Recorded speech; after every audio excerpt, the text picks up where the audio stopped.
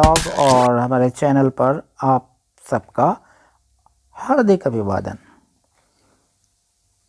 आप क्या देख रहे हैं इसमें हेडिंग? शॉर्ट नोट्स, पाठ्यचर्या और समावेशी शिक्षा, मॉड्यूल 1। तो ये हमने इसके मॉड्यूल 1 पर शॉर्ट नोट्स बनाए हैं जो निष्ठा की पुस्तिका है और आपको रेफरेंस में हम बताएंगे। चलिए शॉर्ट नोट्स में क्या है। सबसे पहले आता है शिक्षा का अधिकार अधिनियम।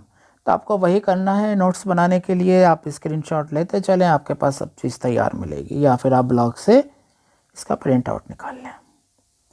ठीक है। शिक्षा का अधिकार अधिनियम 86वें संविधान संशोधन 2002 के द्वारा संविधान में 21 अनुच्छेद जोड़ा गया जो कि 6 से 14 साल के बच्चों को अनिवार्य मुफ्त शिक्षा का प्रावधान करता है।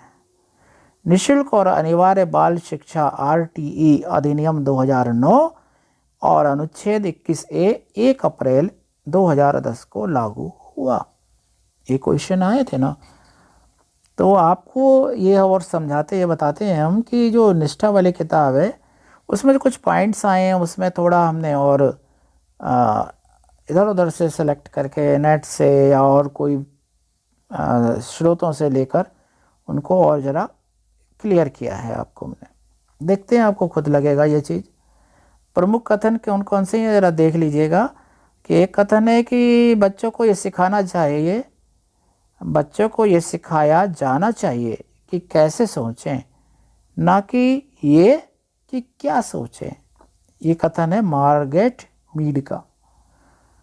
बी पार्ट, यदि कुछ बच्चे हमारे सिखाने के तरीके से नहीं सीख सकते हैं तब शायद हमें उन्हें उनके सीखने के तरीके से सिखाया जाना चाहिए या उनके तरीके से सिखाना चाहिए। ये किसने बोला है? ये इग्नासियो एस्त्रादा ने।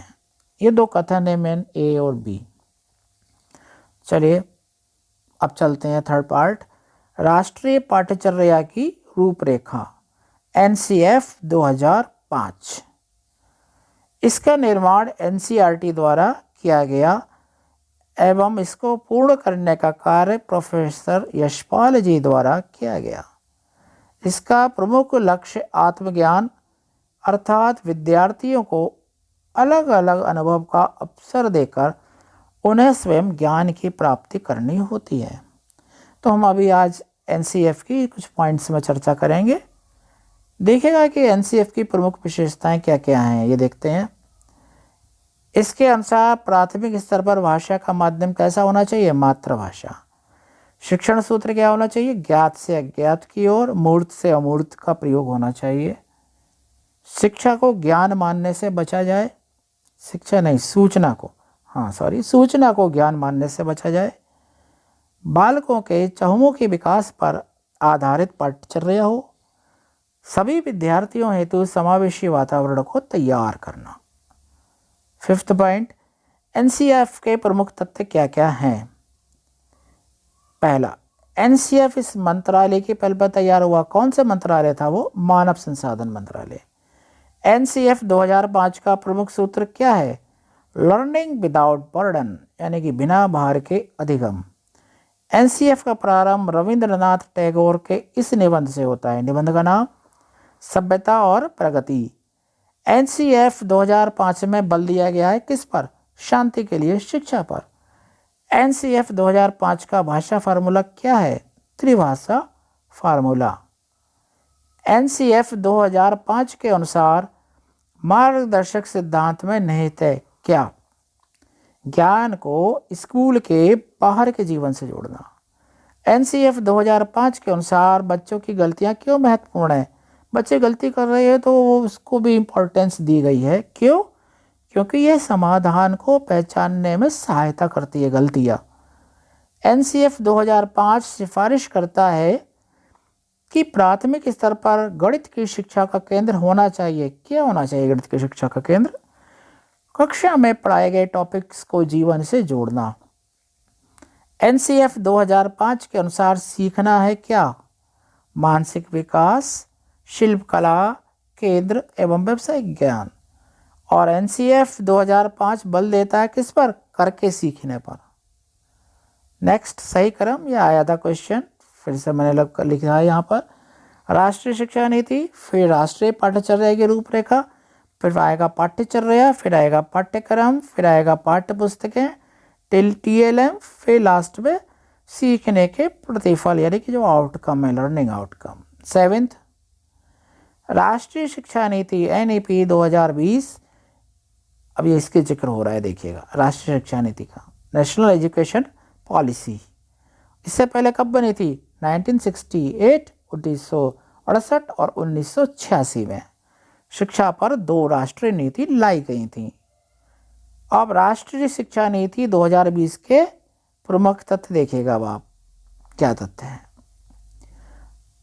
जो प्रधानमंत्री श्री नरेंद्र मोदी जी द्वारा नई राष्ट्रीय शिक्षा नीति लाई गई, जिसे सभी के परामर्श से तैयार किया गया। फिर देखिएगा, नई शिक्षा नीति 2020 की घोषणा के साथ ही मानव संसाधन मंत्रालय का नाम बदलकर शिक्षा मंत्रालय कर दिया गया। आपको कई पॉइंट्स मिलेंगे यहाँ पर। इसके उद्देश्यों के तहत वर्ष 2030 तक स्कूली शिक्षा में 100% GER के साथ साथ पूर्व विद्यालय से माध्यमिक स्तर तक शिक्षा के सार्वभौमिकरण का लक्ष्य रखा गया। ये लक्ष्य रखा गया है 2030 तक पूर्व विद्यालय से, माने विद्यालय से पूर्व की जो शिक्षा है वो माध्यमिक स्तर तक, तो एजुकेशन क्या, यूनिफिकेशन हो। अंतिम राष्ट्रीय शिक्षा नीति सन 86 में बनाई गई थी, जिसमें वर्ष 1992 में संशोधन किया गया था। और वर्तमान नीति किसने? वर्तमान नीति अंतरिक्ष वैज्ञानिक के कस्तूरी रंगन की अध्यक्षता वाली समिति की रिपोर्ट पर आधारित है। नई राष्ट्रीय शिक्षा नीति 2020 के तहत, देखिए वही वाला पॉइंट यहाँ पर आया है, 2030 तक सकल नामांकन अनुपात, जो GER आया था उसको क्या कहते हैं? सकल नामांकन अनुपात, यानी कि ग्रॉस एनरोलमेंट है, ये EN है, ENROL, एनरोलमेंट रेशियो GER को 100% लाने का लक्ष्य रखा गया है। नई शिक्षा नीति के अंतर्गत केंद्र व राज्य सरकार के सहयोग से शिक्षा क्षेत्र पर GDP के 6% हिस्से के सार्वजनिक व्यय का लक्ष्य रखा गया है। मतलब 6% का हिस्सा व्यय किया जाएगा, केंद्र प्लस जो राज्य सरकार है उनके सहयोग से।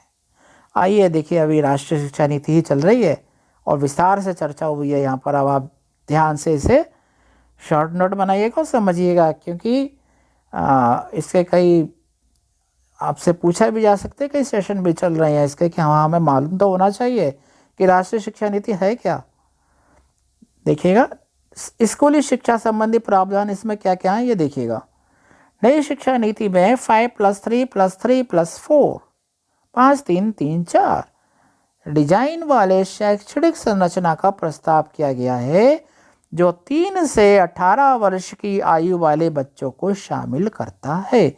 बहुत ध्यान से ये सारे पॉइंट आप नोट कर रहे हैं, आप स्क्रीनशॉट ले रहे हैं, स्क्रीनशॉट लीजिएगा और समझिएगा।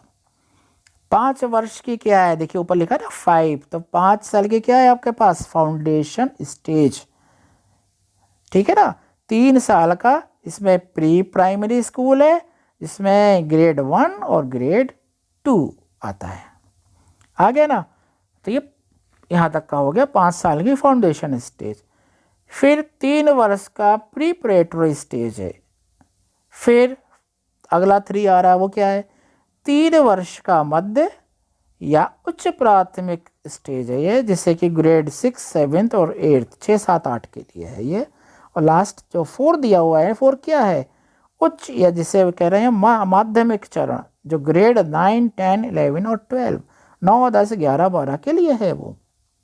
ये है, देखिए समझिएगा। NEP 2020 के तहत HHRO द्वारा बुनियादी साक्षरता और संख्यात्मक ज्ञान पर एक राष्ट्रीय mission, national mission on foundational literacy and numeracy की स्थापना का प्रस्ताव किया गया है। इसके द्वारा वर्ष 2025 तक क्लास 3 के बच्चों के लिए आधारभूत कौशल सुनिश्चित किया जाएगा। बी पार्ट, भाषाई विविधता का संरक्षण। ये भी देखिएगा क्या आया इसमें अब की बार।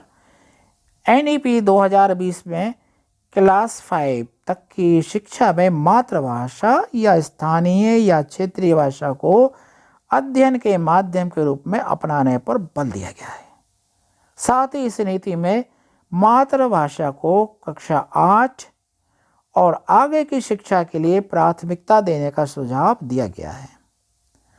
स्कूली और उच्च शिक्षा में छात्रों के लिए संस्कृत और अन्य प्राचीन भारतीय भाषाओं का विकल्प उपलब्ध रहेगा, परंतु किसी भी छात्र पर भाषा के चुनाव की कोई बाध्यता नहीं होगी। सी पार्ट, शारीरिक शिक्षा। विद्यालयों में सभी स्तरों पर छात्रों को बागवानी, नियमित रूप से खेल कूद, योग, नृत्य, मार्शल आर्ट को स्थानीय उपलब्धता के अनुसार प्रदान करने की कोशिश की जाएगी, ताकि बच्चे शारीरिक गतिविधियों एवं व्यायाम वगैरह में भाग ले सकें। डी पार्ट क्या है देखिएगा, पाठ्यक्रम और मूल्यांकन संबंधी सुधार। इस नीति में प्रस्तावित सुधारों के अनुसार कला और विज्ञान, व्यावसायिक तथा शैक्षणिक विषयों एवं पाठ्यक्रम व पाठ्येतर गतिविधियों के बीच बहुत अधिक अंतर नहीं होगा। पहली बात तो ये रही, कला, विज्ञान, व्यावसायिक तथा शैक्षणिक विषयों, पाठ्यक्रम व पाठ्येतर गतिविधियों में ज़्यादा अंतर नहीं होगा। कक्षा 6 से ही शैक्षिक पाठ्यक्रम में व्यावसायिक शिक्षा को शामिल कर दिया जाएगा। ये देखेगा, एक इम्पॉर्टेंट चीज़ है कि क्लास 6 से, और इसमें इंटर्नशिप की व्यवस्था की जाएगी। वेरी और महत्वपूर्ण पॉइंट है ये क्लास 6 से, और ये मेरे ख्याल से ग्रामीण क्षेत्र में ये इसका फ़ायदा होना चाहिए। राष्ट्रीय शैक्षिक अनुसंधान और प्रशिक्षण परिषद यानी कि NCERT द्वारा स्कूली शिक्षा के लिए राष्ट्रीय पाठ्यक्रम रूपरेखा, national curriculum framework for school education तैयार की जाएगी। छात्रों के समग्र विकास के लक्ष्य को ध्यान में रखते हुए क्लास 10 और क्लास 12 की परीक्षाओं में बदलाव किया जाएगा। इसमें भविष्य में सेमेस्टर या बहुविकल्पीय प्रश्न आदि जैसे सुधारों को शामिल किया जा सकता है। छात्रों की प्रगति के मूल्यांकन के लिए मानक निर्धारक निकाय के रूप में परख नामक एक नए राष्ट्रीय आकलन केंद्र की स्थापना की जाएगी, नेशनल असेसमेंट सेंटर। छात्रों की प्रगति के मूल्यांकन तथा छात्रों को अपने भविष्य से जुड़े निर्णय लेने में सहायता प्रदान करने के लिए कृत्रिम बुद्धिमत्ता यानी कि आर्टिफिशियल इंटेलिजेंस AI पर आधारित सॉफ्टवेयर का प्रयोग होगा। ई पार्ट क्या है बच्चों? ई पार्ट है इसमें शिक्षण व्यवस्था से संबंधित सुधार। क्या है देखिएगा, शिक्षकों की नियुक्ति में प्रभावी और पारदर्शी प्रक्रिया का पालन तथा समय समय पर किए गए कार्य प्रदर्शन आकलन के आधार पर पदोन्नति।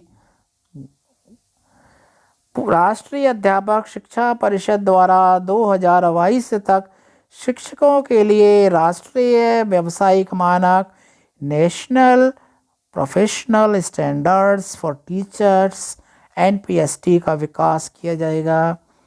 राष्ट्रीय अध्यापक शिक्षा परिषद द्वारा NCERT के परामर्श के आधार पर अध्यापक शिक्षा हेतु राष्ट्रीय पाठ्यचर्या की रूपरेखा, national curriculum framework for teacher education NCFTE का विकास किया जाएगा।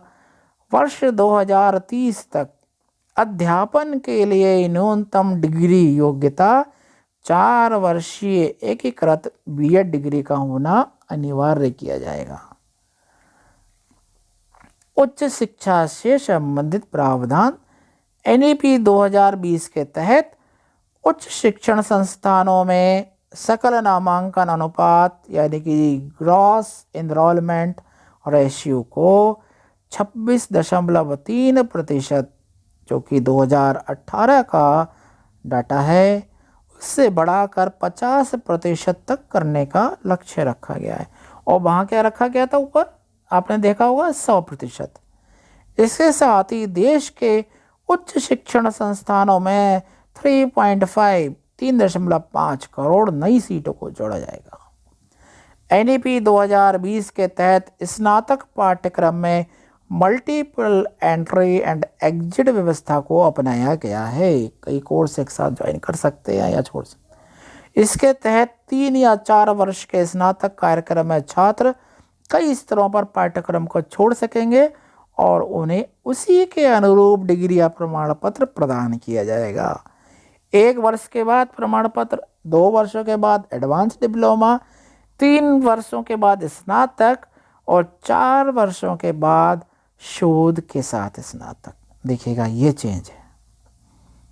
विभिन्न उच्च शिक्षण संस्थानों से प्राप्त अंकों या क्रेडिट को डिजिटल रूप से सुरक्षित रखने के लिए एकेडमिक बैंक ऑफ क्रेडिट दिया जाएगा, ताकि अलग अलग संस्थानों में छात्रों के प्रदर्शन के आधार पर उन्हें डिग्री प्रदान की जा सके। देखिएगा इसके लिए भी क्या बन रहा है, एकेडमिक बैंक ऑफ क्रेडिट।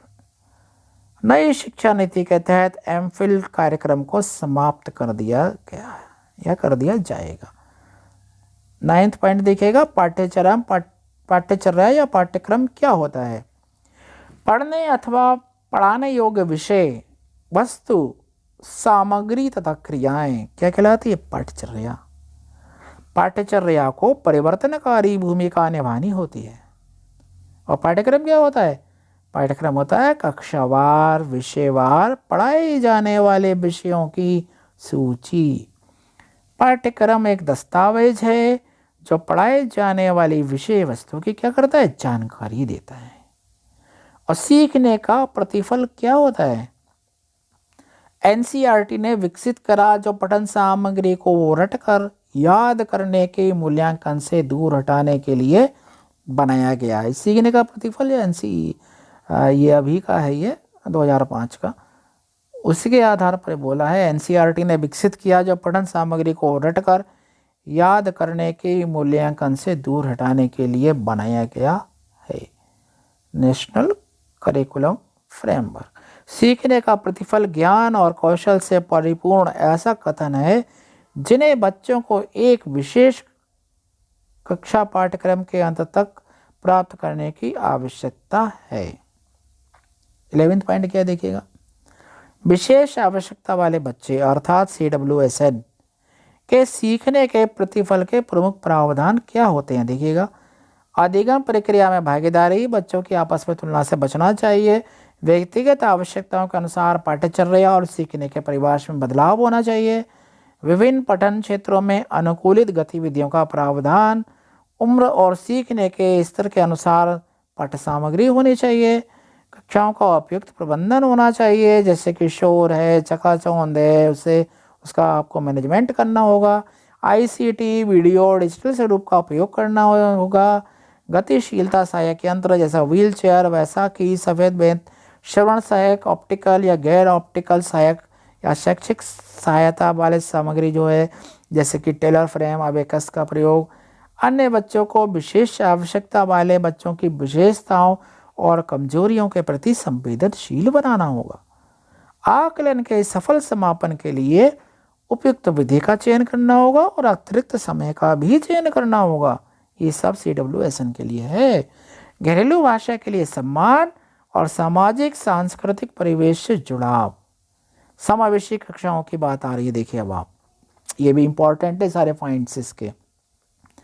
समावेशी शिक्षण से ध्यान से सुनिएगा, बच्चों की विलक्षण विशेषताओं, गुणों और कमजोरियों पर ध्यान केंद्रित करने में मदद मिलती है और इस प्रकार उनकी व्यक्तिगत अधिगम की आवश्यकताओं को भी पूरा किया जाता है। आइए चलते हैं आगे। विद्यालय में सफलता के लिए हमें विविध सामाजिक तथा आर्थिक पृष्ठभूमि वाले और शारीरिक, मनोवैज्ञानिक एवं बौद्धिक विशेषताओं में भिन्नता वाले बच्चों का ध्यान रखना होगा।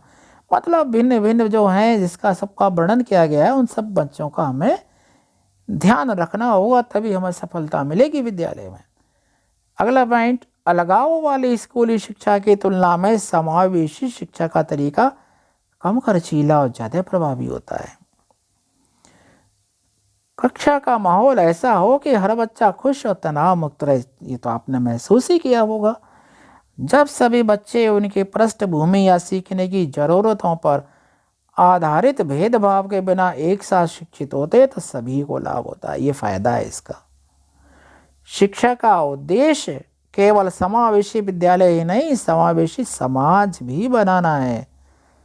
नेक्स्ट, बहुत सही कहा एकदम। सभी शिक्षकों को कक्षा में प्रवेश करने से पूर्व अपने स्वयं के पूर्वाग्रहों पक्षपातों को छोड़ देना चाहिए। सही बात है, कोई भी पूर्वाग्रह या पक्षपात नहीं रखना चाहिए। नेक्स्ट पॉइंट, 15वां पॉइंट है, जरा ध्यान से देखिएगा। जो छात्राएं जो विशेष हाशिए पर रह रहे समूह की जो छात्राएं होती हैं वो संकोच महसूस करती हैं और अपने आप को अधिगम वातावरण में अलग थलग सा वो महसूस करती हैं। अतः शिक्षक को पहले स्वयं सभी विद्यालय गतिविधियों में जेंडर के अंतर की पहचान करनी चाहिए और फिर कक्षा में उसके अनुसार गतिविधियों की योजना तथा कार्यान्वयन करना चाहिए। मतलब इसका उद्देश्य क्या है? इसका उद्देश्य ये है कि जो आप वातावरण है, शिक्षा का जो वातावरण बना हुआ है आपके क्लासरूम में, उसमें यह छात्राएं भी शामिल हों और उनका अधिगम स्तर भी बढ़े। शिक्षकों के कौशल के बारे में जो जिक्र है आया है वो क्या है देखिएगा। विद्यार्थी में अंतर की पहचान करने के लिए संवेदनशीलता हो, विद्यार्थियों के बीच सामाजिक, सांस्कृतिक, सामाजिक, आर्थिक और भौतिक विविधताओं की स्वीकृति, मतभेदों की सराहना करना और संसाधन के रूप में मानना, शिक्षण अधिगम की विभिन्न जरूरतों को समझने के लिए समानुभूति और कार्य, शिक्षार्थियों को विभिन्न विकल्प प्रदान करने के लिए संसाधन जुटाने की क्षमता, प्रौद्योगिकी के उपयोग से अधिगम सहायता करना, अंतर्वैयक्तिक संबंधों या मृदु कौशलों से निपटना। इन सब से तो आप सब लोग भली भांति परिचित हैं, आप सब जानते ही हैं सब। समावेशी शिक्षा और RPTW अधिनियम ये क्या है 2016, इसके बारे में देखिएगा। इसे दिव्यांगजन अधिकार कानून 2016 के नाम से भी जाना जाता है और ये क्या करता है? समावेशी शिक्षा को बढ़ावा देता है। ये लास्ट पॉइंट है इसका। समावेशी शिक्षा का अर्थ शिक्षा की एक ऐसी प्रणाली है जिसमें सामान्य और विशेष आवश्यकता वाले विद्यार्थी एक साथ सीखते हैं और शिक्षण अधिगम व्यवस्था को सीखते हैं। विशेष आवश्यकता वाले विद्यार्थियों की विभिन्न प्रकार की शिक्षण अधिगम की जरूरतों को पूरा करने के लिए उपयुक्त रूप से अनुकूलित किया जाता है। समावेशी शिक्षा और RPWD अधिनियम के बारे में कहा गया है। ये शॉर्ट नोट्स थे, कुछ 17 पॉइंट थे इसके, वो आप इसके स्क्रीनशॉट ले लीजिएगा।